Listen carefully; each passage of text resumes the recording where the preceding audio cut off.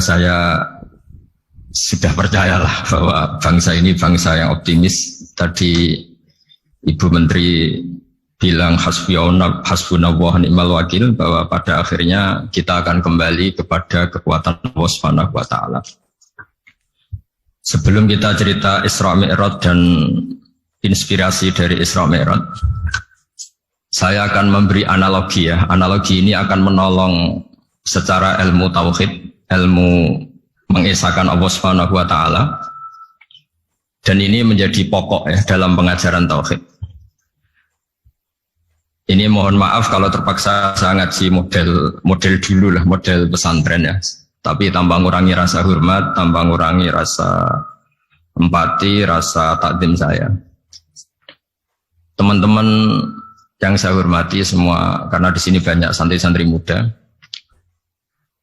Hubungan kita dengan Allah Subhanahu wa taala yang serba kuasa, yang maha kuasa, yang serba bisa. Tadi dikatakan Bu Menteri bisa apa saja kun fayakun, kalau Allah sudah mentitahkan pasti terjadi. Itu kira-kira seperti ini. Saya ini bawa cincin dari besi mungkin, atau dari apa itu, ya besi lah atau perak. Yang jelas tidak emas ini karena saya cowok. Yang jelas tidak emas. Saya bawa kertas. Kalau Anda saya tanya, kertas ini sama cincin kuat mana? Pasti akan menjawab kuat cincin, karena materinya dari besi. Jawaban itu benar, tapi harus ditambahkan secara materi itu kuat cincin ketimbang kertas. Tapi Anda salah, harusnya menjawab ya terserah Gus Bahak, karena yang megang itu Gus Bahak. Karena bisa saja saya punya rencana menghancurkan cincin ini, sementara saya punya rencana mengabadikan kertas ini. Kira-kira gitu hubungan manusia dan Allah Subhanahu wa taala. Jadi hal yang kita kira abadi karena materinya kuat, ternyata Allah punya rencana menghancurkan. Sementara yang kita kira lemah atau rentan atau apalah, ternyata Allah punya rencana mengabadikan. Di sini kemudian istilahnya orang-orang tasawuf, wa tafwidil umur ila mudabbiriha. Kita sebagai manusia menyerahkan urusan pada pengaturnya, pada yang punya. Bukan wilayah kita mengatakan cincin ini lebih kuat ketimbang atau lebih abadi ketimbang kertas. Karena saya punya rencana menghancurkan cincin, tapi ingin mengabadikan apa? Kertas. Sehingga tentang pandemi, tentang tragedi sosial, tentang apa saja, kita tidak pernah tahu rencana Allah itu mana yang lebih awet. Jangan-jangan kita takut pandemi, saya berkali-kali ngaji, mati kita kecelakaan. Jangan-jangan takut kecelakaan, mati kita karena ngelindur, tiru kebablasan, nggak bangun. Kita takut mati ngelindur, mati kecelakaan, jangan-jangan mati kita karena likuifaksi, karena gempa atau karena tsunami. Nah, hal-hal seperti ini yang terus menjadikan kita bilang dan berkeyakinan hasbunallah wa ni'mal wakil. Hanya Allah yang tahu dan semua urusan mencukupi kita hanya Allah. Tadi kata Bu Menteri kita akan menghadapi ini dengan ilmu pengetahuan dan pengalaman. Oke, saya sangat setuju itu. Tapi lagi-lagi bangsa ini dan seluruh tren dunia itu kalau misalnya baru tsunami ya semua orang ramai ketakutannya pada tsunami. Ilmuwan berteori bahwa tsunami siklusnya sekian tahun per sekian tahun. Nanti pas gempa juga gitu, pas likuifaksi juga gitu. Nanti kalau mudik mungkin ketakutan orang sama kemacetan sama macam-macam lah. Takut kecelakaan laka di jalan dan sebagainya. Sehingga sebelum ngaji ini lebih jauh, pastikan bahwa tidak dalam wilayah kita mengatakan bahwa cincin ini lebih abadi, lebih awet ketimbang kertas. Tapi kita harus menjawab secara materi cincin itu lebih awet ketimbang kertas. Tapi secara hakikat ya terserah yang mengendalikan, terserah yang punya, rencananya apa. Nah, di sini pentingnya ngaji. Karena dari ngaji itu kita akan kembali ke ma'rifatullah, ngerti Allah yang sebenarnya. Sebab itu di surat Isra disebut pada akhirnya ngaji itu apa? Subhanalladzi asra bi 'abdihi lailam minal masjidil haram ilal masjidil aqsa alladzi barakna haulahu. Tujuan akhirnya linuriyahu min ayatina. Bahwa Mi'raj itu hanya bagian kecil yang dingertikan kita betapa dahsyatnya kekuasaan Allah Subhanahu wa taala. Betapa tidak terbatasnya kemampuan dan kebisaan dan kudrahnya Allah Subhanahu wa taala. Makanya masih dikatakan min ayatina, itu masih sebagian kecil dari ayat-ayatku kata Allah. Lalu dalam surat Kahfi diterangkan, ketika orang kagum dengan Ashabul Kahfi yang bisa tidur dalam keadaan hidup 309 tahun atau Masehinya 300 tahun, kalau Hijriahnya 309 tahun. Itu mungkin kalau kita ilmuwan, ahli baksil atau ahli apalah, itu mungkin lebih kagum tentang nyamuk. Saya berkali-kali bilang, andaikan kita sepakar-pakarnya, terus disuruh bikin nyamuk itu, nggak usah bikin nyata hidup, bikin patungnya saja.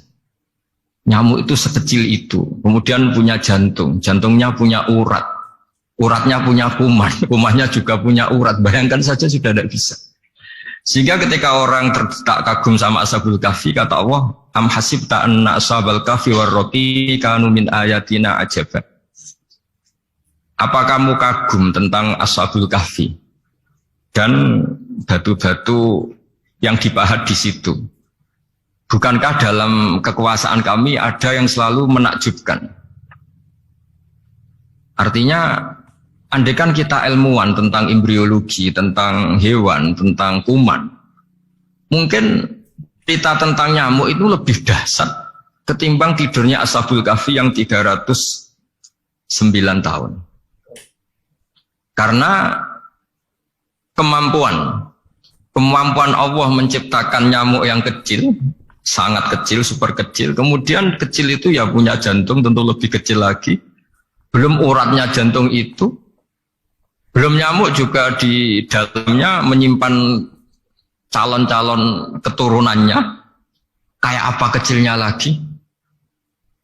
Nah, di sini Allah mengingatkan kita, innallaha la yastahi ayyadriba matsalam ma ba'udatan fama fawqaha. Allah tidak pernah malu jika dalam menunjukkan kekuasaannya Allah memberi contoh seekor nyamuk.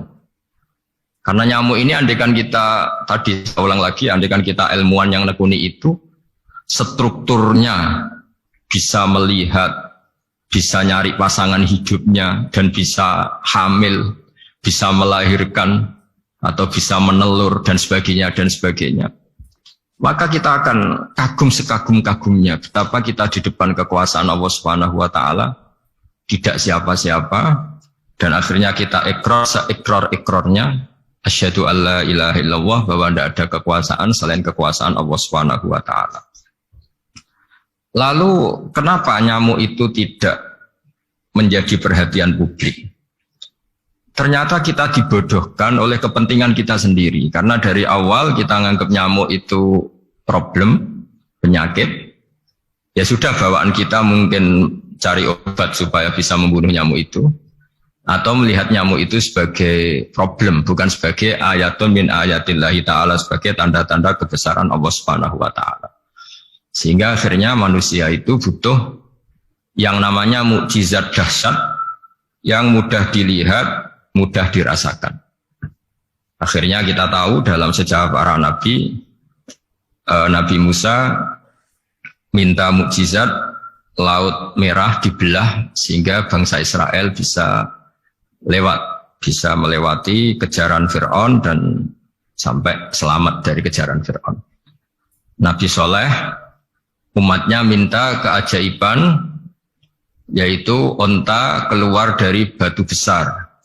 Dan Nabi Soleh menuruti, akhirnya ada unta yang keluar dari batu besar. Begitu juga nabi-nabi sebelum itu atau setelah itu, selalu ada mukjizat yang memang manusia tidak mampu. Nah, kata tidak mampu ini yang semua umat para nabi tidak akan seunggul umat Nabi Muhammad SAW. Karena kita sebagai umat Rasulullah SAW, untuk merasa tidak mampu, itu tidak harus hal-hal seperti membelah laut. Tidak harus hal-hal seperti unta keluar dari batu. Tidak harus hal-hal yang dahsyat kayak tongkat Nabi Musa menjadi ular besar yang menelan semua sihir-sihirnya Fir'aun. Kita sebagai umatnya Nabi selalu tiap hari bilang innallaha ala kulli syai'in qadir, hanya Allah yang mampu. Allah mampu atas segala hal.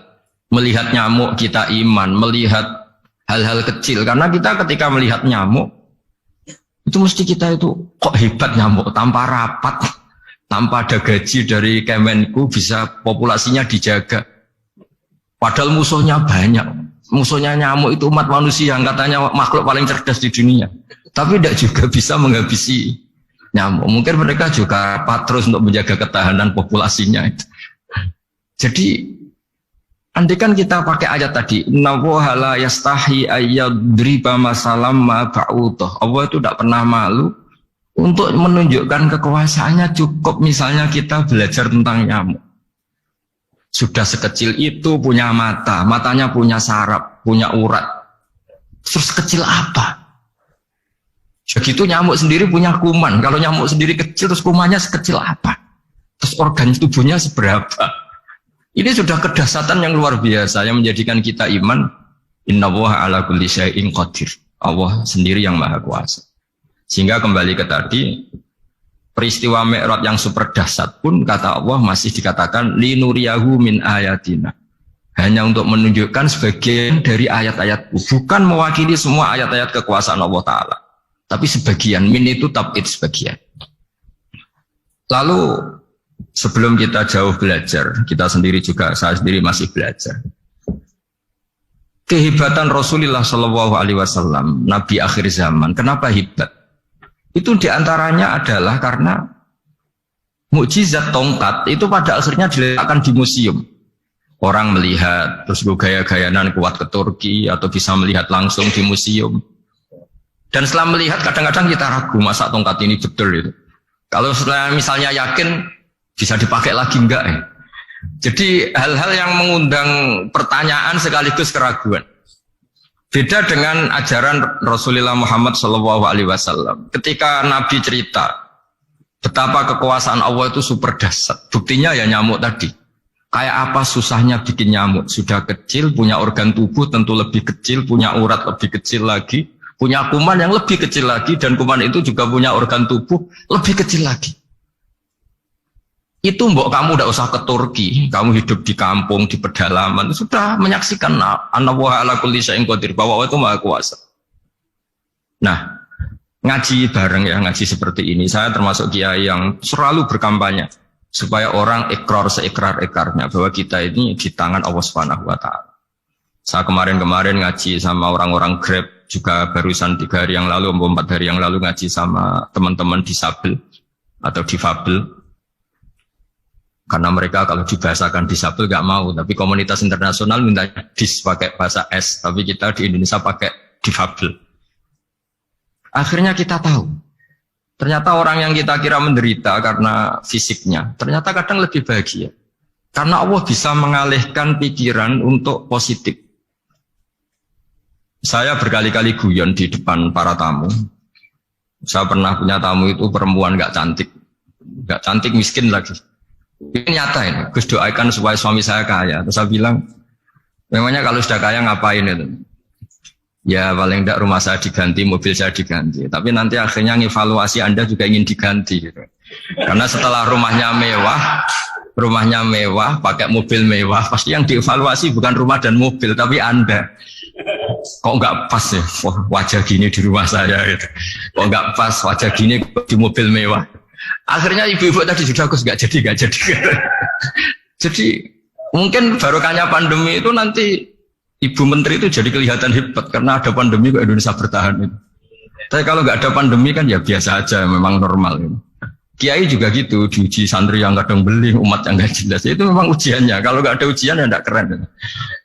Ya biasa aja lah kita hadepin, ya kita tadi kata Bu Menteri ya kita ikhtiar dan berdoa.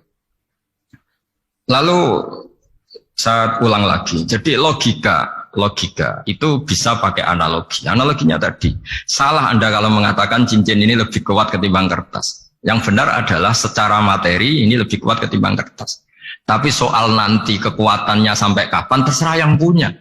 Bisa saja saya punya rencana, besok ini saya luluhkan, saya hancurkan, yang ini saya simpan. Kayak apa dulu dinosaurus itu kuatnya kayak apa, habis. Ayam yang selemah itu sampai sekarang masih. Karena Allah menghendaki dinosaurus diakhiri, sementara ayam tidak. Kayak apa nyamuk itu yang musuhnya orang seluruh dunia. ditemukan apa, mulai begon apa, tapi sampai sekarang bertahan. Apa kita perlu konsultasi sama nyamuk gimana ini kok bisa bertahan, resepnya apa? Karena Allah menghendaki itu disisakan masih.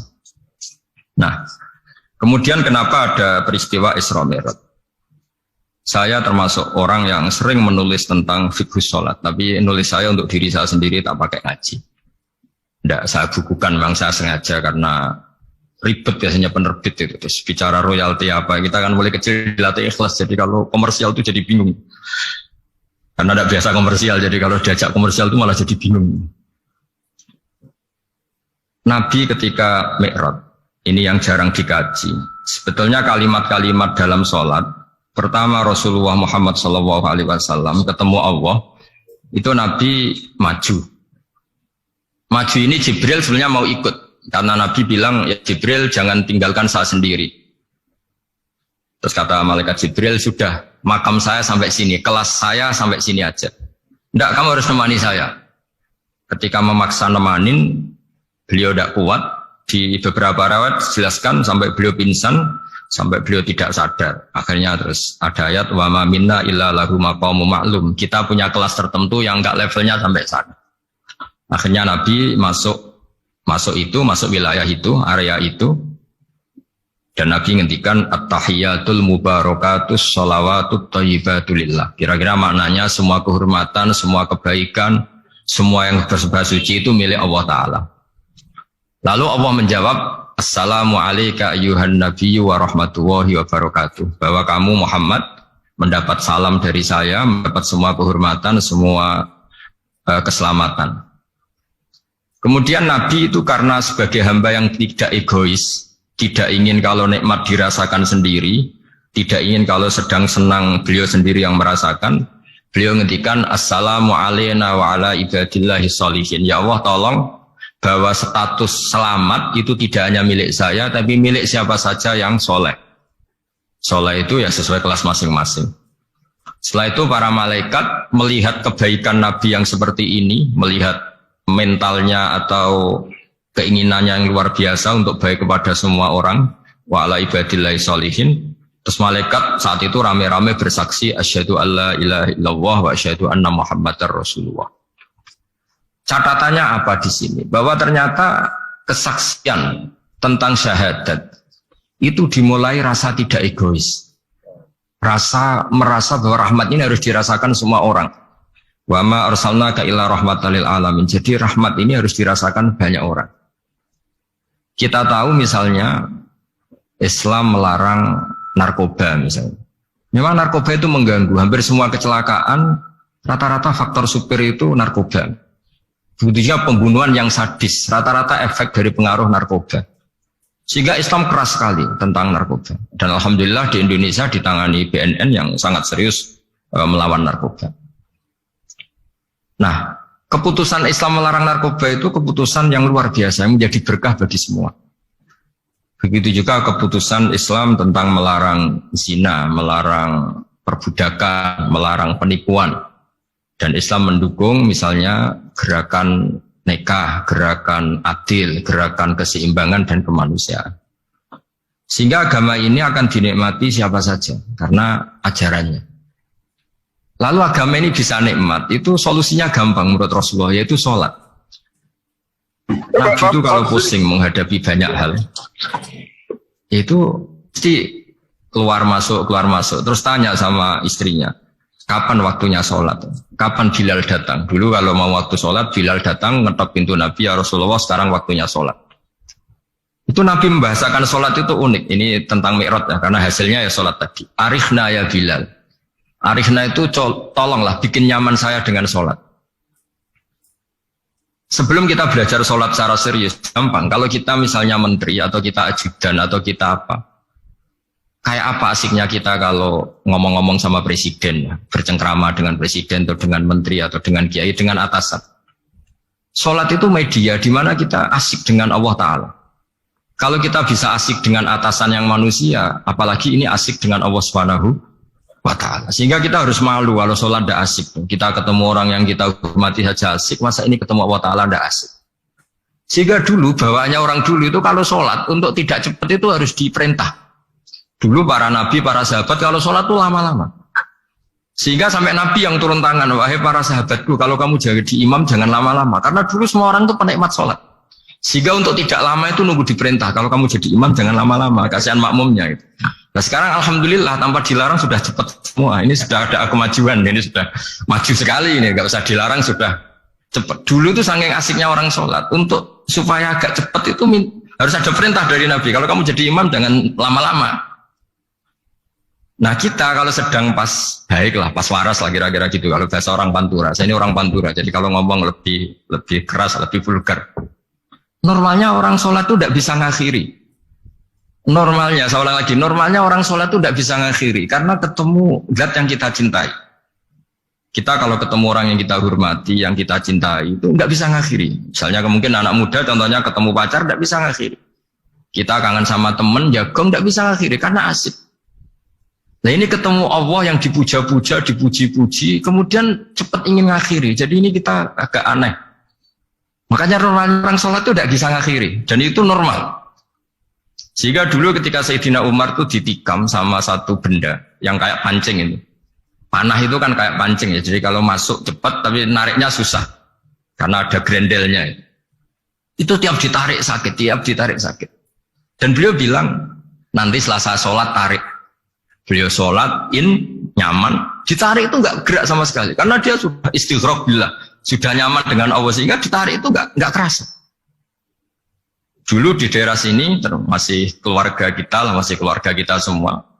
Ada seorang wali jadi imam masjid. Itu di PHK sama takmirnya. Karena ketika sujud, dia asik terus lama sekali. Sampai 30 menit. Sampai santrinya bilang, Mbah, sampun. Setelah itu rapat dihentikan. Kita kenapa Mbah sujud begitu? Saya tidak bisa mengakhiri orang nikmati sujud kemudian ingin berhenti. Nah, Sayyid Ali Zainal Abidin yang populer, cucunya Rasulullah SAW, anaknya Sayyid Husain, putranya Sayyid Husain. Itu bapak saya kalau cerita, beliau itu sebetulnya sholat itu hanya ingin 2 rakaat. Setelah sholat 2 rakaat, ya Allah sebagai hadiah nikmat saya sholat 2 rakaat karena asik dengan engkau, saya akan syukur lagi sholat 2 rakaat. Akhirnya ketika nikmati sholat, dia sholat lagi 2 rakaat sampai akhirnya 1000 rakaat. Itu tanpa rasa capek, karena merasa keasikan. Masa momen seasik ini kemudian saya tinggalkan ya Allah. Akhirnya sholat lagi. Sehingga ada seorang wali ditanya, kamu ingin masuk surga? Tanya, di surga ada sholat enggak? Enggak ada katanya. Wah kalau enggak ada sholat, saya enggak masuk surga. Terus dibilang, ya sholat aja. Terus dia mau masuk surga. Kalau kita akan kebalikan, kita ini masuk surga itu sebetulnya kita ngawur sekali. Ngawurnya adalah, masuk surga, tidak ada sholat lagi, tidak ada puasa lagi. Jadi ini kan, kita ini jadi makhluk yang aneh. Jadi kita ini masuk surga senang karena sudah ada kewajiban apa? Sholat. Jadi ini agak aneh. Sesuatu yang menjadikan kita masuk surga, tapi sesuatu yang kita benci setelah masuk surga. Asiklah di surga karena tidak ada sholat. Nah, apapun kondisi kita harus latihan. Kita entah seberapa kadarnya ingin niru Rasulullah SAW ketika ngendikan wa qurratu aini fi sholat. Nyamanku, hatiku tentram kalau saya pas sholat. Sehingga tadi sudah saya katakan tadi, dulu itu untuk menghentikan sholat itu susah. Sampai Rasulullah sendiri yang merintahkan, hei para imam kalau sholat jangan lama-lama. Kalau sekarang, andai kan Nabi hidup di zaman sekarang, pasti tidak ada pengumuman itu. Karena semuanya sudah cepat ya. Malah super kilat itu. Ada yang terawih 20 rakaat hanya berapa? 8 menit dulu. Itu kan 7 menit itu. Nah kalau sampean tanya saya, kenapa sholat begitu asik? Yaitu tadi kita diajari analogi. Analogi itu ya kias. Jika kita bisa asik ngomong sama orang yang kita cintai, bisa orang tua, bisa anak, bisa cucu, itu rasanya mengakhiri itu nggak bisa. Karena bawaannya asik gitu. Apalagi ini kita munajat bercengkrama dengan zat yang kita butuhkan sebelum kita ada, sampai setelah kita ada, sampai setelah kita tidak ada. Kita semua akan hasbunallah wa ni'mal wakil. Sehingga dulu bawaannya orang dulu itu, saya cerita sedikit. Ada orang mau meninggal, namanya Umar bin Abdul Aziz, itu khamisul khulafa, orang yang terkenal adil. Ketika mau meninggal, senangnya bukan main. Ditanya, kenapa engkau senang? Memangnya kalau saya mati mau kemana? Ketika saya hidup dengan segala nikmat itu ya karena Allah Ta'ala. Saya nanti mati ke zat yang sama. Dikelola oleh zat yang sama, yaitu Ar-Rahman Rahim. Dulu saya disayangi Allah, paling setelah mati juga disayangi Allah. Karena yang jadi Tuhan setelah mati, Tuhan yang sama ketika di dunia, yaitu Rahman Rahim. Cerita legenda yang lebih dasar dari itu, masyhur itu Jalaluddin Ar-Rumi. Ketika dia mau meninggal, semua muridnya nangis, beliau marah. Kenapa kamu menangis? Ya karena guru mau meninggal. Kamu itu ngawur sekali. Saya ini sudah lama menunggu hari seperti ini, bisa ketemu zat yang saya cintai, malah kamu menangis. Ayo kamu nari sebagai pesta kematian saya. Tapi ini nggak bisa ditiru ya, karena kalau kita niru, nggak usah dilarang juga nggak bisa niru kayak gitu. Cuma saya maklumatkan jangan ditiru, meskipun nggak usah dilarang juga nggak akan bisa niru. Sehingga orang-orang dulu itu bawaan kalau mau kabundut itu ya asik. Rasulullah Shallallahu Alaihi Wasallam ketika mau wafat, intaqala ila rafiqil a'la, itu ditanya sama istri-istrinya, lalu engkau mau kemana? Terus kata Nabi, sebelum sekian hari, beliau setiap khutbah ngendikan, ini ada hamba yang disuruh milih Allah antara di dunia dan bertemu Allah. Kalau kamu jadi hamba itu milih mana? Di dunia yang penuh problem ini, apa milih ketemu Allah yang Rahman Rahim? Yang hubungannya dengan kamu itu ngasih dan ngasih. Kamu tidak mungkin kan hubungan dengan Allah memberi, kamu bisa apa? Kita hubungan dengan Allah pasti hanya mendapat. Dikasih nyawa, dikasih oksigen, dikasih bumi tidak bayar, dikasih air juga tidak bayar. PDAM dikelola siapapun bayar, oksigen di rumah sakit bayar. Hubungan kita dengan Allah tidak pernah bayar oksigen, tidak pernah bayar sewa bumi. Punya kolam renang laut seluas itu ya tidak pernah bayar. Udah gitu kolam renangnya menghasilkan ikan. Kalau kita kan semuanya utang jasa sama Allah, dan reputasi Allah itu dengan kita hanya memberi, tidak pernah meminta. Akhirnya hubungan-hubungan inilah yang menjadikan terus semua sahabat jawab, ya kalau kita jadi hamba itu pasti milik Allah lah. Jadi Nabi itu saking pinternya orang, supaya orang siap dengan keberangkatan beliau itu dibikin satu taksis, satu apa ya, kalau orang Jawa bilang itu dikai persemon, dikai mukaddimah. Supaya orang-orang itu siap kalau Nabi ngendikan. Kalau kamu seorang hamba disuruh ketemu Allah sama hidup di dunia yang fana ini, milih mana? Ya milih ketemu Allah. Ketika akhirnya Rasulullah wafat, ternyata orang itu adalah Rasulullah.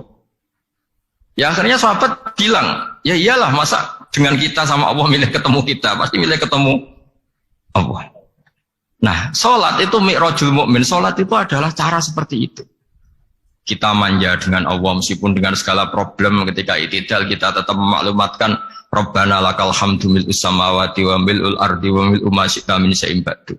Engkau zat yang selalu layak dipuji di langit maupun di bumi.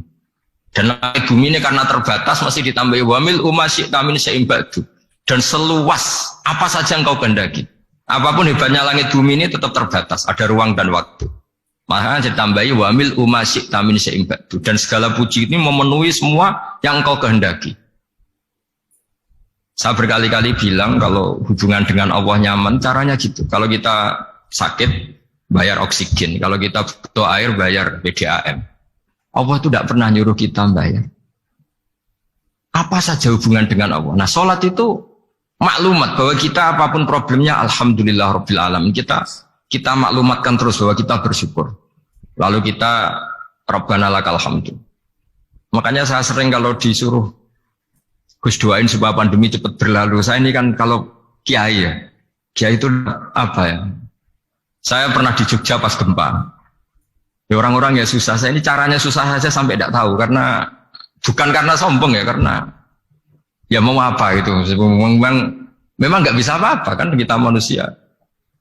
Jadi saya mohon sholat ini jadi media yang luar biasa. Jadi di antara makalah Imam Syafi'i paling terkenal itu fasihan idza ma kana fi dzikri rabbih wa fi ma siwahu kana fin nasi ajama. Orang baik itu orang yang fasih. Fasih itu lantang dan cerdas dan vulgar dan nyaman ketika ngomong tentang Allah. Sholat itu semua hubungan kita ngomong dengan Allah. Misalnya kabira walhamdulillah kabira, hanya engkau yang maha besar ya Allah. Orang yang katanya terkuat di dunia karena presiden superpower misalnya, nyatanya waya mati ya mati. Kalau nggak makan lemes. Jadi orang kita sadar yang katanya orang terkuat, paling hebat, kalau nggak makan lemes. Artinya ternyata hanya sekuat itu. Dia bisa instruksi seluruh dunia misalnya untuk apa ya. Tapi coba apa dia kuat nggak makan 2 hari. Makanya hikmah puasa itu orang tahu. Ternyata makhluk yang paling mulia itu manusia. Kalau nggak makan nasi 1 piring itu ya mati.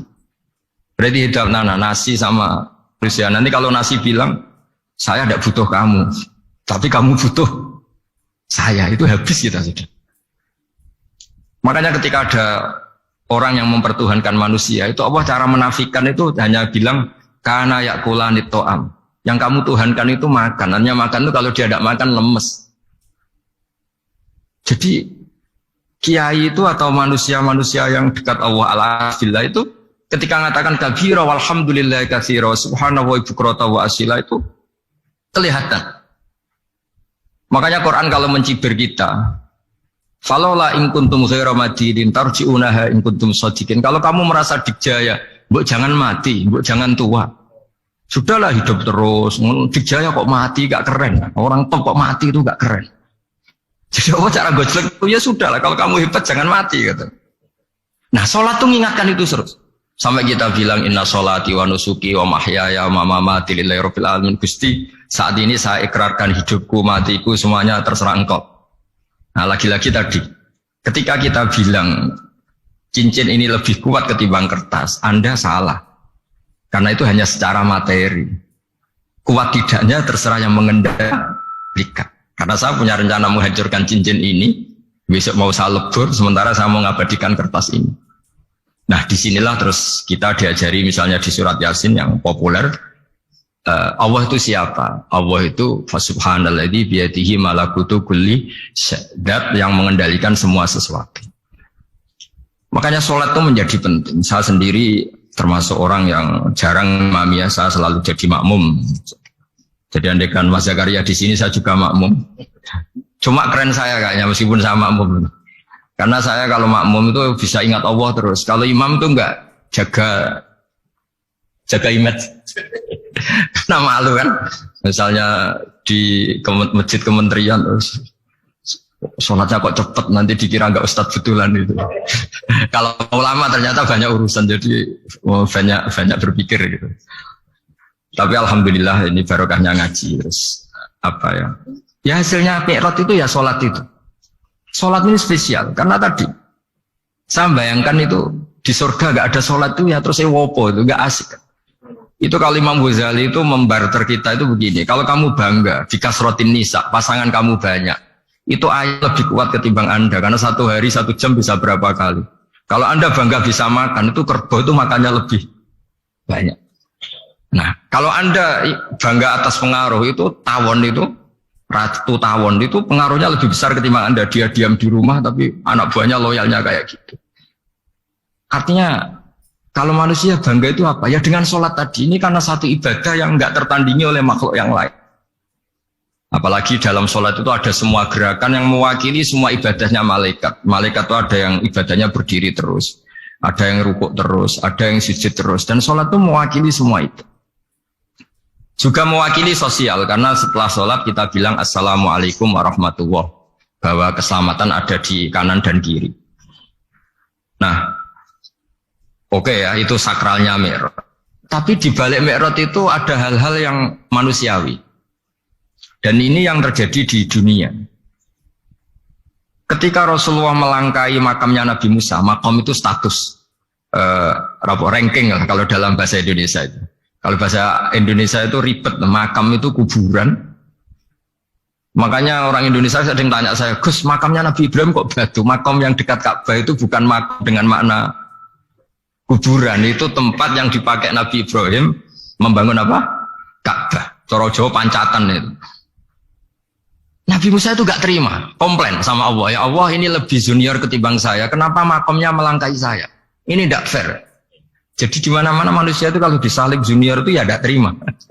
Ya ada manusianya. Terus ditanya sama malaikat Jibril, kenapa kamu gak terima? Ini orang Israel, kadung ngira saya ini nabi paling top. Ini kalau sampai konangan saya kalah sama Muhammad tuh malu saya kata. Jadi artinya ya ada sisi manusia. Itu ada kitabnya. Terus Ya tapi memang Nabi Muhammad lebih top ketimbang kamu. Memang dia Nabi pilihan, Sayyidul Awalin wal Akhirin. Oke, kalau saya kalah dengan dia gak apa-apa. Tapi umatnya jangan ya. Maksudnya umatnya bangsa Israel harus lebih top ketimbang kita. Makanya orang Israel sampai sekarang begitu itu ya memang ada sanatnya. Gak mau kalah. Karena usulnya Nabi Musa memang gak boleh kalah. Terus kata Allah, ya tidak bisa. Memang yang paling top tetap umatnya Muhammad, bukan umat kamu. Tetap kamu kalah.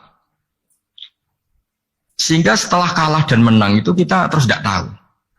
Misalnya begini ya, penemu komputer atau penemu mobil sama yang beli mobil itu hebat mana? Kalau bicara keilmuan ya hebat penemunya. Tapi kalau bicara kapitalistik, udah bikinkan mobil yang mewah gini-gini. Nanti tanggal ini jadi ya. Hebat mana yang nyuruh sama yang disuruh? Kalau logikanya pakai gitu. Hebat mana yang nyuruh sama yang disuruh? Artinya kamu milih jadi mana? Penemu mobil, hebat kan? Tapi terus sama orang kaya diminta, bikinkan ini, speknya seperti ini, selesai gini. Hebat mana? Nyuruh sama disuruh? Menyuruh. Tapi yang nyuruh tidak bisa bikin mobil, yang disuruh bisa. Pinter mana? Pinter yang disuruh. Tapi pertanyaannya, wong bisa nyuruh ngapain bikin sendiri? Pinter mana? Ini mohon maaf karena di sini banyak orang nggak jelas-jelas juga. Artinya terus subjektivitas manusia ini tetap ada gitu. Kalau bisa beli ngapain bikin gitu. Tapi kalau bisa bikin ngapain beli. Nah mungkin perdebatan di kementerian atau di yayasan atau di kampung-kampung atau di apa mesti begitu. Dan itu di Mi'raj juga digambarkan bahwa antar nabi ini ya ada kompetisi, wa fi dzalika falyatanafasil mutanafisun. Tapi bedanya nabi dengan kita itu satu. Nabi itu kalau keliru dengan tanda petik, nabi itu kalau keliru itu jadi berkah. Itu bedanya kita. Kalau kita keliru kan keliru betul. Kalau nabi itu tidak, kelirunya itu jadi berkah. Ini saya punya dua contoh kalau boleh dibahasakan ya, kekeliruan nabi atau dengan tanda kutip kekeliruan nabi. Tapi saya ulang lagi dengan tanda kutip. Nabi Musa itu ketika Nabi Muhammad ditanya, kenapa kamu dipanggil jauh-jauh? Disuruh sholat 50 rakaat. Nabi Ibrahim nggak komplain, karena beliau Nabi yang baik. Semua Nabi nggak komplain, kecuali Nabi Musa. Kata Nabi Musa, jangan Muhammad, kebanyakan itu. Bilang ke Allah supaya didiskon. Kata. Nabi kembali sama Allah, ya sudah tak kurangi 5. Turun lagi, masih berapa? 45. Masih kurang. Itu sampai 9 kali, akhirnya terkurangi berapa? 45 rakaat. Itu Nabi Musa masih bilang, "Dah minta lagi keringanan." Itu kalau diruti nggak jadi sholat kan? Kalau satu lagi kan masih terus hilang itu kewajiban sholat. Nah, Nabi Musa sebetulnya itu bukan karena kasihan kita. Bukan. Dia nggak empati dengan kita. Beliau nggak empati sama kita. Tapi gara-gara Muhammad, umatku yang lebih kuat, lebih ganteng aja nggak mampu melakukan sholat 50 rakaat, apalagi umatmu. Dia memang orang Israel kan ganteng-ganteng, kuat-kuat, jadi dia pede. Umatku yang lebih keren, lebih ganteng saja gak kuat, apalagi umatmu. Jadi sebetulnya dia minta keringanan itu karena corong Jawa ngeprekno kita, menyepelekan kita bahwa. Makanya saya ingin memberitahu Nabi Musa kalau ada umatnya Rasulullah yang namanya Sayyid Ali Zainal Abidin yang satu hari sholat 1000 rakaat. Jadi nanti kalau ketemu Nabi Musa, ini 50 aja, ini kuatnya malah 1000. Nah akhirnya, tapi barokahnya Nabi Musa yang sentimen ini, sholat gak jadi 50, tapi 5. Itu bedanya Nabi sama kita. Ada contoh yang lebih ekstrim, kelirunya Nabi itu Nabi Yunus. Nabi Yunus, tapi keliru yang barokah, saya ulang lagi. Nabi Yunus itu memaklumatkan ke masyarakatnya, nanti itu kalau kamu tidak nurut sama saya ada adab. Anggap saja adab itu hari Kamis. Besok hari apa ya? Besok hari Kamis ya? Besok hari apa? Apa hari itu? Rebu apa Kamis? Besok. Lupa hari. Kata Nabi Yunus, 3 hari lagi akan ada adab. Tapi kurang 2 hari, kurang sehari umatnya masih dalam kemungkaran, dalam kemaksiatan, masih hura-hura. Akhirnya Nabi Yunus bilang, sudah ini tinggal sehari itu mau ada adab. Tapi mereka tetap hura-hura. Akhirnya Nabi Yunus itu, coro Jawa itu minggat. Memang bahasa Arabnya abako. Abako itu pergi yang tidak pamit. Itu kalau kamu cari di kamus, abako itu maknanya itu minggat, pergi yang tidak pamit. Sama Allah dibahasakan abako. So, wong ra bener kabeh, udahlah tak tinggalkan. Setelah ditinggalkan, Nabi Musa disalahkan sama Allah. Kamu itu Nabi tidak diperintah hijrah kok. Hijrah. Syaratnya Nabi kan mengambil keputusan apa saja berdasar wahyu. Tapi tanpa ada perintah wahyu, dia tetap keluar dari kampungnya itu. Keluar sama Allah disalahkan. Wong Nabi kok minggat.